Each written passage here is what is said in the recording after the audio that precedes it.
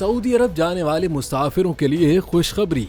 ईद के दिनों में किरायों में कमी का ऐलान। PIA ने सऊदी अरब के मुख्तलिफ शहरों में जाने वाली परवाजों पर 30% किरायों में कमी का ऐलान कर दिया है। तर्जुमान PIA के मुताबिक पाकिस्तान से रियाज, दमाम, अल-क़सीम जाने वाले मुसाफिर इस स्कीम से इस्तिफादा हासिल कर सकेंगे। PIA के एलामिये के मुताबिक सऊदी अरब के इन शहरों में जाने वाले मुसाफिर 10 जून से 18 जून तक रियायती टिकट की सहूलत हासिल कर सकेंगे। दूसरी जानिब पाकिस्तान इंटरनेशनल एयरलाइन की निजकारी के मामले पर वफाकी वजीर अब्दुल अलीम खान ने इजलास में अहम हिदायत दे दी है। इजलास के एलामिये के मुताबिक PIA की निजकारी के लिए 6 कंपनियों को प्री क्वालिफाई कर लिया गया है। वजीर निजकारी का कहना था कि खसारे में चलने वाले तमाम इदारों की शफाफ और तेज निजकारी यकीनी बनाएंगे।